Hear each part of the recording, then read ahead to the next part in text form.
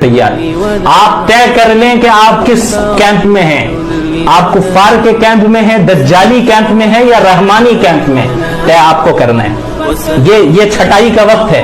ये बड़े अस्सलामुअलैकुम दोस्तों, हिंदुस्तान में अब दलित अपनी शादी में घोड़ा पे बैठकर जा नहीं सकता क्या? घोड़े पर सवार दूल्हे को इस तरह क्या एक ऊंची जात वाले को मारने का हक है और क्या उसे नुकसान पहुंचा सकता है? गुजरात गांधीनगर में ये वाकया पेश आया है, जहां एक शादी के दौरान दूल्हा अपनी शादी के लिए घोड़े पे जा रहा था और एक ऊंची जात वाले ने उसे आकर घोड़े पर सवार दूल्हे को मारा। हिंदुस्तान के प्राइम मिनिस्टर नरेंद्र मोदी, उनके ही स्टेट गुजरात में इस तरह का वाकया पेश आया है, जहां एक दलित को घोड़े पर बैठने का हुक्म भी नहीं है और अगर ये घोड़े पर बैठ जाए तो इस तरह उसे मारा जाता है। आइए देखेंगे क्या हुआ इस वीडियो में।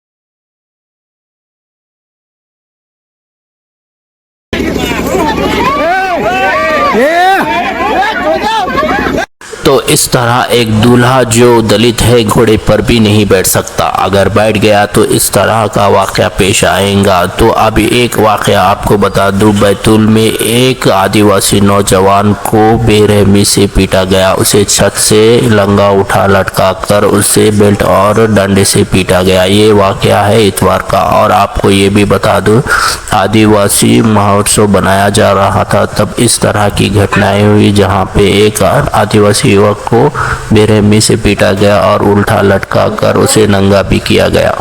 तो ये वीडियो 22 जनवरी अहमदाबाद गुजरात का बताया जा रहा है, जहां पे एक आज़ाद मुसलमान जामा मस्जिद के ऊपर चढ़कर भगवा झंडा लहराते हुए हिंदू इंतहा पसंद को खुश कर रहा है, जबकि दूसरी जानिब वही हिंदू इंतहा पसंद मस्जिद के बाहर भगवा झंडा लहराते हुए शोर मचा रहे हैं। तो मुफ्ती शामली साहब क्या कह रहे हैं कि हमें न्यूट्रल रहना है या नहीं, और हमें किस कैंप में रहना चाहिए, दज्जाली कैंप में या रहमानी कैंप में? आइए क्या कहा मुफ्ती शामली साहब ने, सुनिए। आप डिसाइड करें, आप तय कर लें कि आप किस कैंप में हैं। अब हम जिस जमाने में आ चुके हैं, मैं आपको बिल्कुल साफ अंदाज में कहता हूं कि अब आप अपने अप्रोच को बदलिए। अब वो बुज़दिलाना रवैया जो है दूर कीजिए। अब हिकमत और मसलहत के नाम पर बुज़दिली का मुजाहरा नहीं होना चाहिए। अप्रोच को चेंज कीजिए। तौहीद के मामले में बिल्कुल खुल जाइए, खुलकर सामने आइए। दीन के मामले में अब हम कोई कॉम्प्रोमाइज नहीं करेंगे। जुल्म के खिलाफ हम हर हाल में आवाज उठाएंगे और हक के लिए हम अपनी जान माल सब कुर्बान करने के लिए तैयार हैं। आप तय कर लें कि आप किस कैंप में हैं, आप कुफार के कैंप में हैं, दज्जाली कैंप में हैं या रहमानी कैंप में, तय आपको करना है। ये छटाई का वक्त है।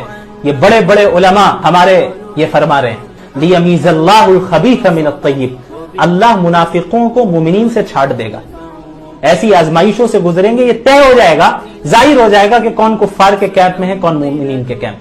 मोहम्मद शाहनवाज को गोली मार दी गई जब वो पेमेंट लेने के लिए बाहर निकला था उसकी तनख्वाह के लिए, और उसे गोली मार दी गई जिसमें 2 गोली लगी, एक रबर की और एक बारूद वाली, और उसकी छाती से लेकर बाहर निकल गई। उसकी एक हड्डी भी तोड़ दी गई। अब वो आईसीयू में है।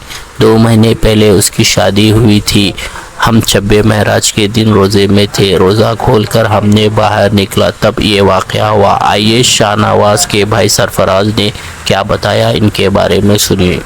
उसके एक रबड़ वाली गोली लगी थी और एक बुलेट लोहे वाली गोली लगी थी जो सीने के पार है, उसके निकल चुकी है पार। दूसरी उसकी हड्डी तोड़ दी है। ठीक है, वो अभी आईसीयू में, तुरंत लेकर आता हूँ मैं सुशीला तिवारी, और अभी आईसीयू में वो भर्ती है। खाने की बड़ी दिक्कत है, भाई को भी देखना है, अपना आप को भी देखना है, खाने का भी है बड़ी दिक्कत। ऑनलाइन भी नहीं हो पा रहा था, अभी आज ही नेट चला है, कुछ पैसे पड़े थे वो भी खर्चा हो गए। मेरे पास खुद पैसे की किल्लत हो गई है। अभी मेरे भाई की शादी 2.5 महीने 2 से 2.5 महीने हुए हैं। ठीक है, अभी 2 से 2.5 महीने के बीच ये केस हो गया। अब बताएं आप कि ये खर्चा कैसे चलाएगा, इसके बीवी बच्चे कैसे पलेंगे? इसका हार्ट भी फ्रैक्चर हो गया है, अभी आगे कैसे काम करेगा?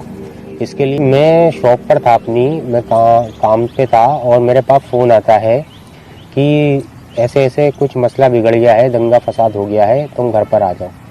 5:30 के समथिंग का टाइम था, तो मैं अपने वहाँ से दुकान बढ़ाकर निकला और उस टाइम सब लोगों के मेरे ख्याल से 20% लोगों के रोजे भी थे उस वक्त, क्योंकि मेराज की रात का दिन होता है वो। तो मेरा भी रोज़ा था, मेरे भाई का भी रोज़ा था। अब हम लोग गए वहाँ पे, अफ्तार किया हमने। अफ्तार करने के बाद नमाज अदा की। नमाज अदा करने के बाद हम बाहर को निकले, देखा तो माहौल बहुत ख़राब था। कुछ 8 साढ़े 8 बजे मेरे पास मेरे भाई से ही नंबर से कॉल आता है। किसने किया पता नहीं, लेकिन आता है कि भाई किसके, ये कौन बोल रहा है, ये भाई है, ये तुम्हारा क्या है, मैंने यहाँ पे ये ऐसे ऐसे यहाँ पे इसके गोली लग गई है। मैं तुरंत जाता हूँ और देखा तो उसके एक रबड़ वाली गोली लगी थी और एक बुलेट लोहे वाली गोली लगी थी, जो सीने के पार है, उसके निकल चुकी है पार। दूसरी उसकी हड्डी तोड़ दी है।